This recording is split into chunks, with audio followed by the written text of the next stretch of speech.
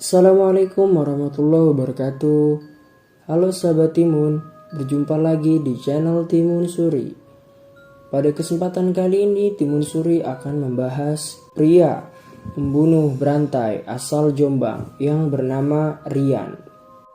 Ferry Idam Heriansah atau dikenal dengan panggilan Rian alias Rian Jombang, lahir di Jombang 1 Februari 1978.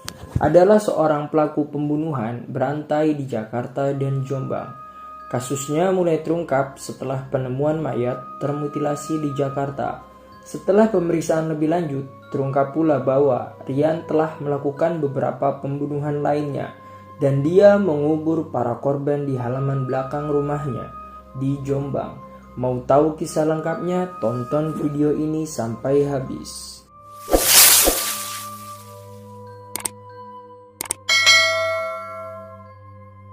Rian adalah anak bungsu dari dua bersaudara. Kakaknya Mulyawasis adalah saudara satu ibu namun lain ayah. Sejak kecil, Rian lebih sering berpisah dengan kedua orang tuanya dan tinggal di pesantren. Ayah Rian, Ahmad Maskur, pensiunan satpam sebuah pabrik gula, dan Kasiatun, istrinya, lebih suka tinggal di rumah Mulyawasis. Perilaku Rian banyak berubah ketika ia duduk di bangku SMP. Dia lebih banyak menekuni kegiatan perempuan seperti menari dan berdandan. Di sekolah Rian dikenal lebih dekat dan lebih banyak berteman dengan perempuan. Dia juga banyak terlibat kegiatan kesenian, terutama menari. Namun demikian, Rian dikenal cerdas, cekatan, dan pandai bergaul. Kasus Rian pertama kali terkuak pada Juli 2008 ketika 7 potongan tubuh manusia dalam 2 tas serta kantong plastik ditemukan di dekat kebun binatang Ragunan, Jakarta Selatan.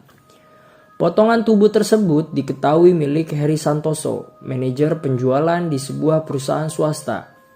Heri adalah gebetan Rian yang dibunuh di sebuah apartemen yang terletak di kawasan Margonda Raya, Depok. Dalam The Bastard Legacy, warisan legendaris para bedebah, Jonathan menerangkan bahwa keputusan Rian untuk menghabisi Heri didorong oleh faktor cemburu.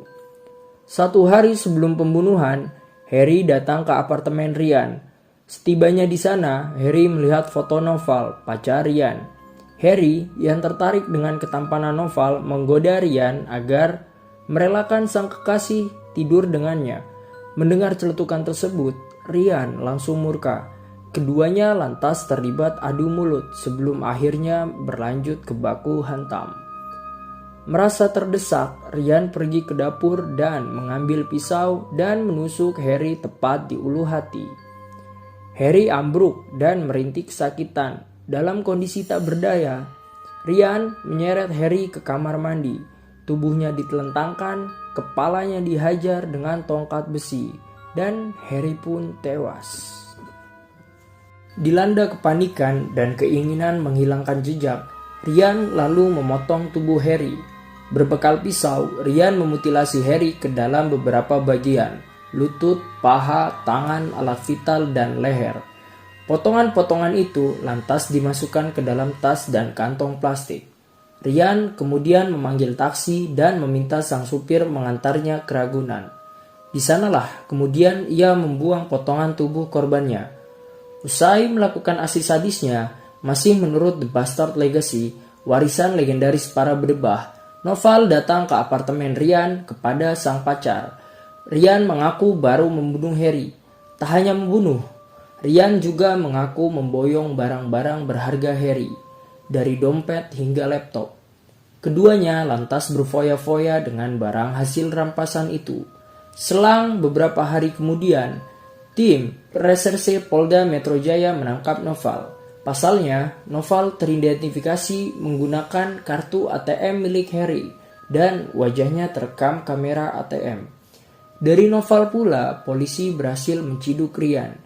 Dalam proses penyidikan, Rian mengaku telah membunuh Heri, namun polisi mencium gelagat ketidakberesan karena Rian cenderung ceria ketika berkata bahwa ia sudah menghabisi nyawa Heri. Benar saja, Heri bukanlah korban yang pertama. Setelah didesak dengan berbagai cara, Rian mengaku telah menghabisi sekitar 10 orang di kampung halamannya, Jombang. Semua korban dikubur di halaman belakang rumah.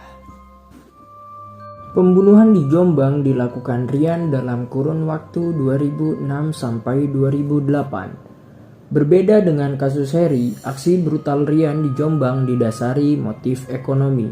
Walaupun ada beberapa kasus yang dilandasi alasan yang lebih personal. Setelah media memberitakan kasus mutilasi yang dilakukan Rian, banyak masyarakat melaporkan kerabat mereka yang hilang setelah sebelumnya diketahui bersama Rian. Polisi akhirnya membongkar bekas kolam ikan di belakang rumah orang tua Rian di Jombang dan menemukan 4 tubuh manusia di dalamnya. Sebagian besar sudah tinggal kerangka. Rian kemudian juga mengakui pembunuhan 6 orang lainnya dan tubuh mereka ditemukan ditanam di halaman belakang rumah yang sama. Sehingga total sudah ditemukan 11 korban pembunuhan Rian. Rian dijatuhi hukuman mati oleh Pengadilan Negeri Depok pada tanggal 6 April 2009. Atas vonis tersebut, Rian mengajukan banding dan kasasi. Tetapi di 2 tingkat peradilan, namun Rian tetap dijatuhi hukuman mati. Dengan ditolaknya upaya hukum tersebut, Rian mengajukan permohonan peninjauan kembali ke Mahkamah Agung. Dan Mahkamah Agung tetap menjatuhkan hukuman mati terhadap Rian. Sambil menunggu eksekusi, seperti dilaporkan Metro TV, Rian kini memanfaatkan waktunya dengan beribadah di Lembaga Pemasyarakatan kelas 1 Cirebon, Jawa Barat. Rian mengaku siap dieksekusi.